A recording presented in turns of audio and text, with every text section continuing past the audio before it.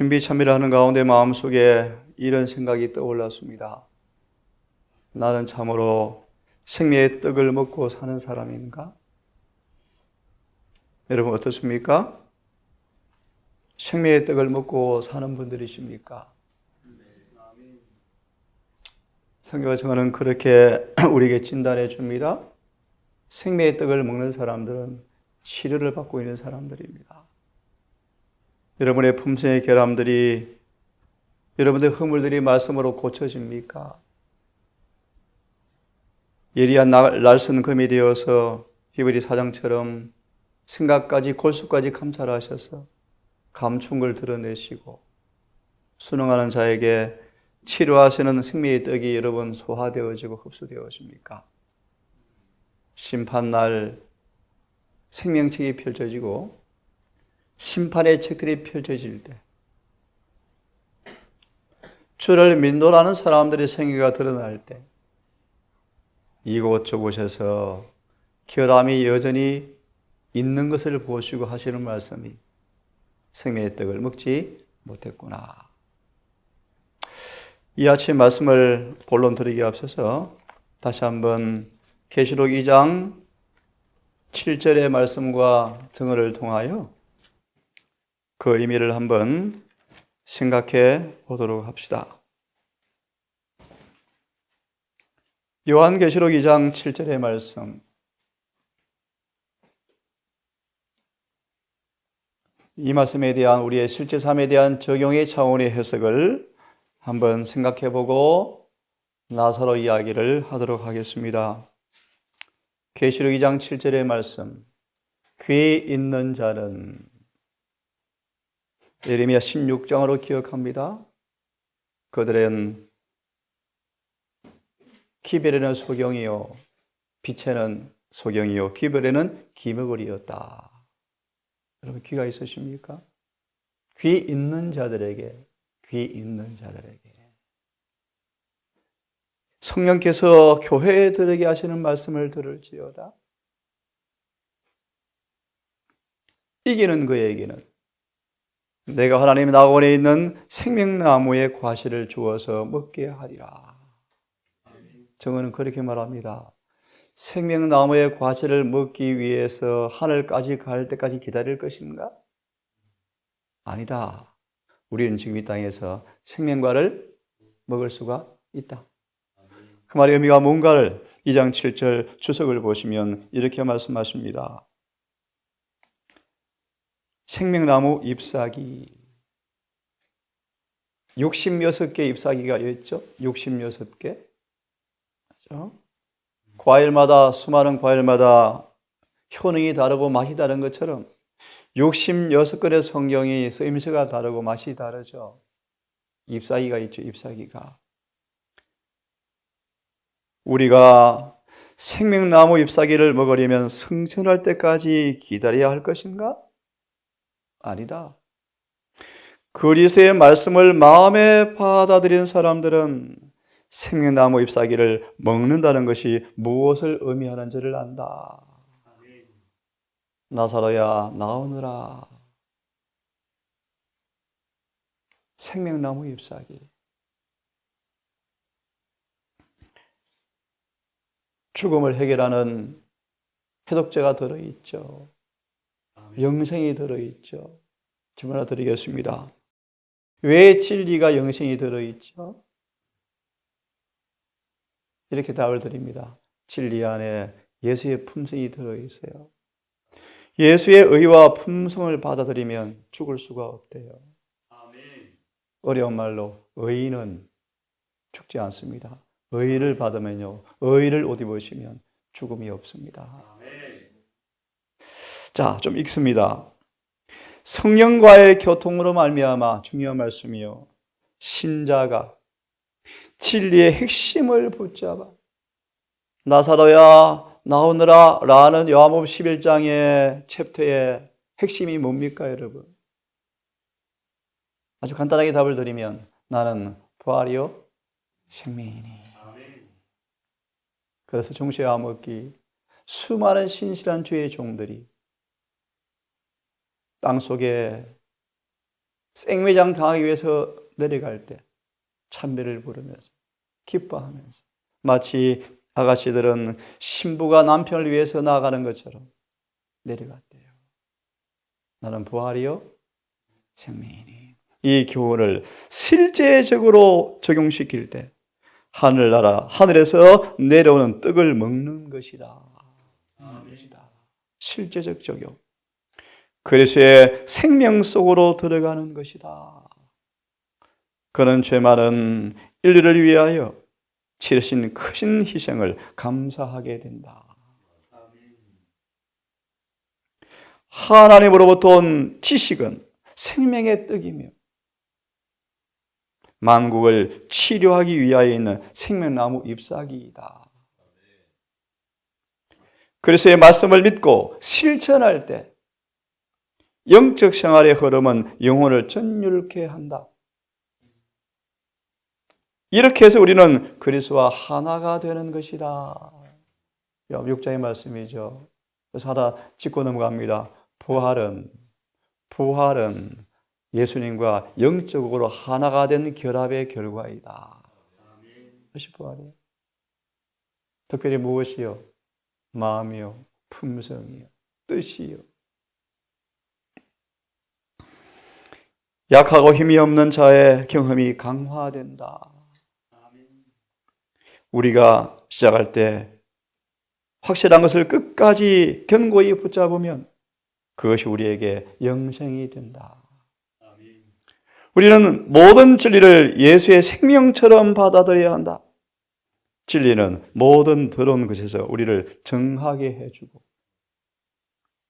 그리스도께서 임재할 수 있도록 영혼을 준비시킨다. 그래서 예배가 중요한 거예요. 개인적인 경건의 말씀의 연구 시간이 중요한 것입니다. 이렇게 해서 우리 안에 계신 그리스도 영광의 무엇이요? 무슨 뜻입니까? 골로새 1장 27절 29절의 말씀 한마디로 예수의 형상이 우리 안에 뭐 된다? 재현된다. 요한복음 11장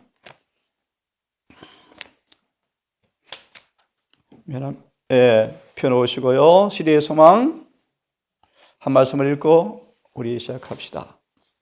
나사로야 나오너라. 참으로 희망과 소망의 말씀이죠. 사망으로 무덤에 포로되어 있는 나사로에게 주님께서 명령하시기를 나사로야 나오너라. 그죠? 참으로 놀라운 소망의 말씀인데 이 말씀 보기 전 525페이지 다시 마르다에게 주신 깊은 교훈을 다시 읽은다.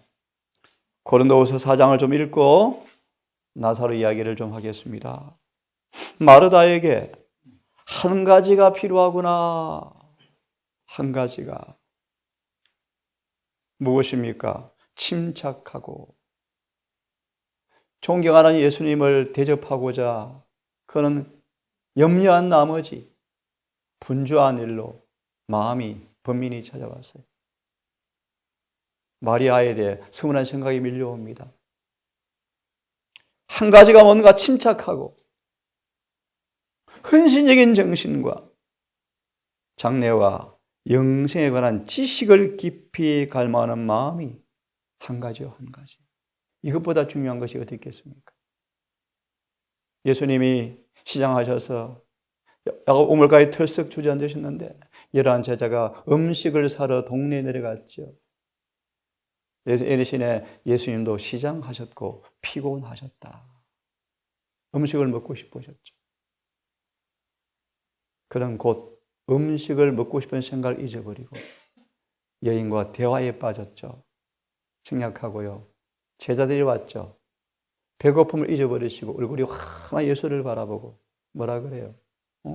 누가 음식 갖다 주었나? 뭐라 그러세요? 하늘을 가리키시면서 내 양식은 아버지의 뜻을 행하는 것이니라. 침착하고 헌신적인 정신과 장래와 영생에 관한 지식을 깊이 갈망하는 마음과 영적으로 향상하는 데 필요한 은혜가 가장 필요한 한 가지였다. 마르다는 잠시 후에 지나가 버릴 일을 위해서 덜 염려하고, 이 말씀이에요. 잠시 후에 지나가 버릴 일을 위해서 덜 염려하고, 영원히 존속하는 일을 위하여 더욱더 염려할 필요가 있었다. 예수께서는 당신의 자녀들에게 저들을 구원에 이르는 지혜가 있게 만들어줄 그러한 지식을 얻을 수 있는 모든 기회를 붙잡도록 가르치고자 하셨다. 여러분, 구원에 이르는 지혜, 디모데전서 3장 15절의 말씀. 그래서 사업에는 주의성 깊고 정열적인 일꾼이 필요하다. 마르다와 마리아의 연합된 모습이 필요하죠. 마르다와 같은 사람들이 활동적 종교 사업에 열심을 다할 넓은 분야가 있다. 그들은 먼저 하지만 마리아처럼 예수의 발 앞에 앉게 하라. 근면과 기민성과 정력이, 그래서 은혜로 말미암아 성화된 모습으로 필드로 뛰어나가라. 그러면 그 생애는 선을 위한 무적의 능력이 될 것이다. 예수와 함께 있던 제자 많네. 정말 선을 위한, 예수와 함께 있던 제자라는 확실한 사실이 드러나는 그런 사람의 모습으로 판명되어지는 경험이 있어야 되겠죠. 자, 이 말씀에 관계해서 한 말씀을 좀 더 보고 싶은 생각이 듭니다. 고린도후서 4장을 펴십시오. 고린도후서 4장.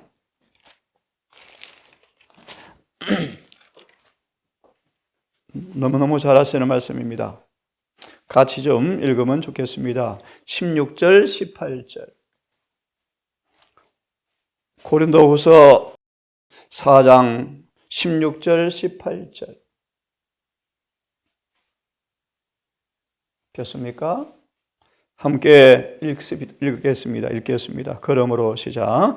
그러므로 우리가 낙심하지 아니하노니 그 사람은 후패하나 우리의 속은 날로 새롭도다. 우리의 잠시 받는 환난에 경한 것이 지극히 크고 영원한 영광에 중한 것을 우리에게 이루게 함이니 우리의 돌아보는 것은 보이는 것이 아니요 보이지 않는 것이니 보이는 것은 잠깐이요 보이지 않는 것은 영원함이니라. 설명이 필요 없죠? 정말 그렇습니까? 4장 18절을 좀 보십시다. 4장 18절 마지막 주석 제목을 좀 봅니다. 보이지 않는 분을 본다. 마르다는 현세의 일로 염려합니다. 마리아만 있으면 다 굶어 죽게요. 손님 누가 접대합니까? 필요해요. 반드시 필요해요. 그런데요, 마리아는 그것 때문에 마음이 혼란스러운 거예요. 분주하여 한 가지를 놓쳐버린 거예요. 놓쳐버린 거예요. 그러므로 들으십시오. 우리의 마음은 우리가 생각하는 사물의 수준을 넘지 못한다. 우리의 마음은 우리가 생각하는 사물의 수준을 넘지 못한다. 우리가 땅의 것들을 생각하면 하늘에 있는 것들로 별 감명을 받지 못할 것이다. 고린도서 3장 1절 3절. 그러므로 너희는 위의 것을 생각하고 땅의 것을 생각지 말라. 왜요? 이는 너희가 따라하세요. 죽었다. 전도서 7장이죠. 욥기 14장이죠. 죽은 자는 이 땅과 관계가 아무도 없죠. 참이 가사로 위로합니다. 이 땅의 수고 그치고 쉬리니. 그죠? 땅의 것들을 생각하면 하늘의 것들에 별로 감명을 받지 못한다. 우리는 하나님의 자비하심, 나사로 소망 한 줄 한 줄 읽어보십시오. 얼마나 자비롭습니까? 인간의 슬픔과 인간의 비위와 고통에 그대로 동참하셔서 눈물을 흘리시고 괴로워하시고 아파하시고 슬퍼하시고 선하심, 사랑 등을 명상함으로써 큰 유익을 받을 것이다.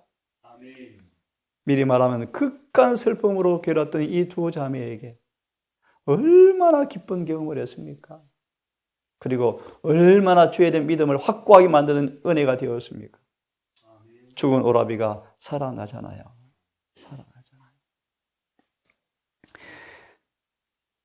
땅에 속한 것들, 일시적인 것들을 오래오래 생각하면 큰 손해를 받게 된다. 슬픔과 염려와 난처한 일들이 우리의 마음을 빼앗아 땅으로 향하도록 내버려 두고 사소한 일을 큰 일이라고 생각한다. 현세적인 일들이 우리의 주의력을 사로잡지 못하게 해야 하고 우리의 사상들이 아주 땅에 속한 것들과 땅의 것이 될 때까지 우리의 마음을 빼앗지 못하게 해야 한다. 하늘의 통로 안에서 생각하고 영적 시력으로만 보이지 않는 것들, 영원한 것들을 묵상하도록 우리의 마음을 훈련하고 연단하고 교육해야 한다. 보이지 않는 그분을 봄으로써 우리의 마음에 힘을 얻고 영의 활력을 얻게 된다. 마르다에게 필요한 것이 이거였습니다. 마리아는 7 귀신 들렸던 이 마리아가, 옥합 향유를 깨뜨린 마리아가 그 예수께서 집에 오시자 뭐합니까? 그분 발 앞에 앉아서 생명 말씀을 듣는 그 일에 올인했어요. 11제자 가운데 요한이 그런 사람이었습니다. 안드레는 예수를 만나자 형제 시몬을 찾아 전도하러 갔지만 요한은 예수 발 앞에 앉아서 말씀을 듣고 있었다. 다 중요해요. 예수 12제자 가운데 가장 두드러진 제자가 누굽니까? 요한이요. 요한복음 11장 성경을 펴시기 바랍니다.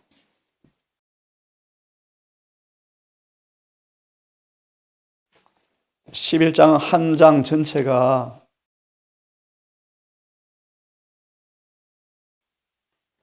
나사로에 나오느라라는 장이죠. 이 한 절 한 절을 시리의 수망으로 묶어서 읽어보십시오. 자, 1절부터 읽습니다. 이제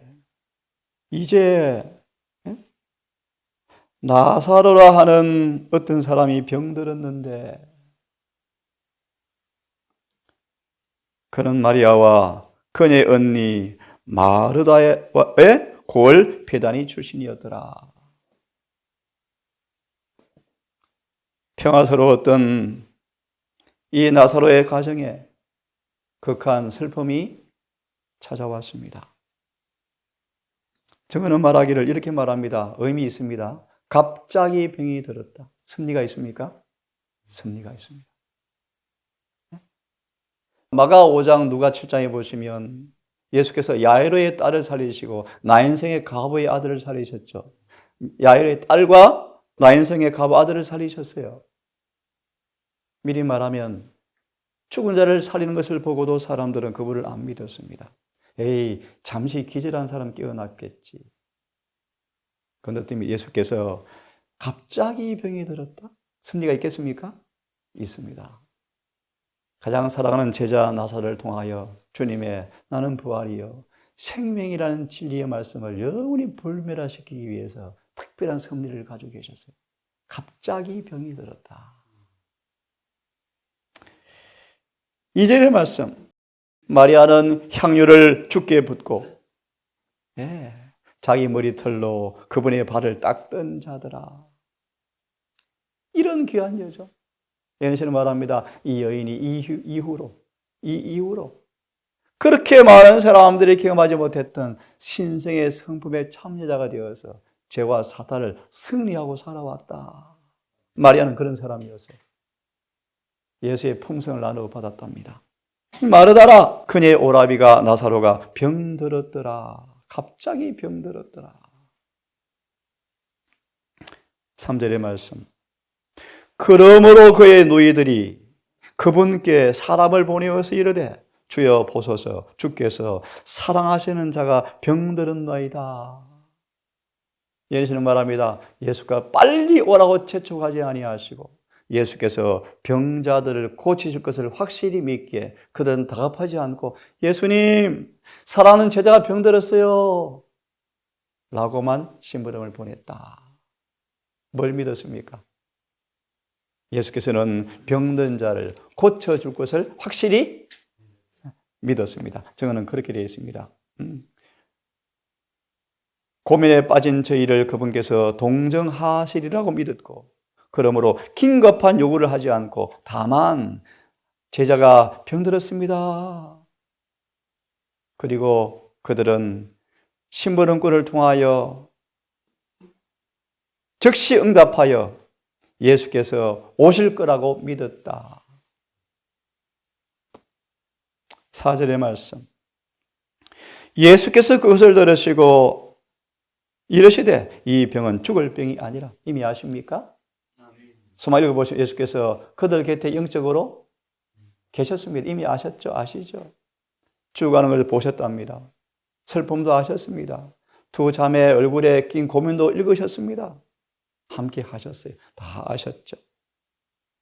그것을 들으시고 이르시되 이 병은 죽을 병이 아니라 하나님의 영광을 위한 것이니 하나님의 아들이 그것으로 말미암아 영광을 받으리라. 무슨 뜻이죠? 이 답을 드리면 하나님의 아들이라는 사실을 신적인 신분을 확고히 하는 시간이었습니다. 나는 산자라 볼지어다 내가 전에 죽었으느라 이제 세세토록 살아있어 사망과 음부의 열쇠를 가졌노니. 계시 1장의 말씀이죠. 그 사실을 공고히 할 참이었다. 이제 예수님께서 마르다와 그녀의 여동생과 나사로를 제 성경은요 이제 사랑하시더라. 그럼 달려가셔야죠. 근데 성경을 보시면요 병들었다는 것을 들으신 뒤에 6절의 말씀은 이틀을 더 머무시더라. 소망은 이렇게 말합니다. 예수님이 그렇게 슬퍼하지 않는 것 같아? 이란 제자의 생각입니다. 왜 즉시 안 가시지? 예수님은 나사로를 너무 사랑하는 것을 열한 제자가 알고 있었는데 왜 슬픈 소식에 응답이 없지? 모른 척 하실까? 슬퍼하지 않네? 그러면서 이런 생각이 났답니다. 좀 이상하다. 사도 침례 요한이 옥에서 그냥 죽었지? 정말 바리새인들의 말이 사실이 아닐까? 하면서 읽어보시면 심각한 열한 제자가 고민에 빠져 있었다. 왜 빨리 안 가실까? 그죠? 이런 배경을 예내시는 말씀하십니다. 이틀을 더 머무르시고 7절 그 뒤에 자기 제자들에게 이르시되 우리가 다시 유대로 들어가자 하시니. 예수님은 나사로가 죽어가는 것을 다 보셨대요. 이제 죽었습니다. 그러자 가자. 이제 가자. 그런데 제 아들은 또 착각하죠. 특히 도마는 착각하죠. 아니, 요한복음 9장 사건을 통하여 유대인들이 돌로 쳐서 죽이려고 그러는데 또 유대로 가시려고 그러십니까? 도마가 착각합니다. 할 수 없다. 함께 죽으러 가자. 이렇게 도마가 이야기를 해요. 오늘 여기까지 합시다. 여러분이 한 절 한 절을 소망의 말씀을 다 넣으십시오. 넣어서 한 절 한 절 배경을 좀 깊이 묵상하시면서 읽어보십시오. 사랑하는 제자 나사로가 갑자기 병이 들었도다. 갑자기. 주님께 다 아시죠? 계획하시죠? 승리하셨죠. 다 아시죠. 내일부터 또 밑에 부분까지 하기로 하고요. 다시 한번 근본이 나사로의 말씀을 통하여 나는 부활이요 생명이라는 말씀을 꼭 붙잡으시고 의인의 부활의 그 놀라운 영광에 참여하시는 그런 준비가 정말 아름답게 이루어지는 모두가 되기를 바라고요. 소망의 말씀에 한 말씀이 있습니다. 믿는 사람들에게 죽음은 한낱 사소한 것이다. 잠시 쉬는 것이다. 힘이 들지만 몇 번만 참으십시오. 그런 평안에 들어갈 것입니다. 골로새 3장 4절의 말씀, 그분 안에 감추인 생명을 그분이 재림하실 때 아버지께서 예수를 무덤에서 데리고 나오신 것처럼 우리도 무덤에서 데리고 나오실 것이다. 아멘. 기도합시다. 아버지, 마르다에게 주신 한 가지 그 말의 의미의 교훈을 새깁니다. 정언의 말씀을 통해 주신 땅의 것에 우리가 몰입하고 마음을 치심하면 영적 사물에 별 감흥이 없고 우리의 마음은 우리가 보는 현재 사물의 수준을 넘지 못한다고 말씀하셨습니다. 우리의 마음을 하늘의 것으로 영원한 것으로 채우는 지혜의 일꾼 되기를 결심합니다. 우리 주님처럼 나사렛 동네 작업장에서 주님의 삶의 모본이 우리의 모습 가운데서 재현되게 하셔서 오늘도 추운 겨울 우리의 손과 발이 우리의 생활의 의무주로 가서 할당된 일을 또 해야 하는 일이지만 그곳이 주 임재가 있는 곳이 되게 하시고 입술에 찬송과 기도가 있게 하시고 우리의 마음은 하늘에 머무는 경건한 능력을 통하여 하늘에 속한 자가 되게 해 주시옵소서. 두 여자가 맷돌을 갈 때 한 여자는 데려감을 당했다는 것처럼 오늘도 주방에서 또 청소하면서 또 봉사하면서 일을 하면서 살아가고 있지만 주님 오늘 오실지라도 그 여인처럼 데려감을 당하는 그런 준비를 하는 지혜로운 하루가 되게 해 주시옵소서. 우리 동산의 모든 가족들 일일이 아버지 기억하시고 이 말씀을 듣는 여러 영혼들 기억하셔서 얼마 남지 않은 마지막 주님의 재림의 그 시간을 위해서 정말 지혜로운 건축가가 되어서 영원한 구원의 지식을 통하여 잘 준비하여 충분히 예수의 재림을 준비하는 슬기로운 처녀가 되게 도우시기를 예수님의 이름으로 기도드리옵나이다. 아멘.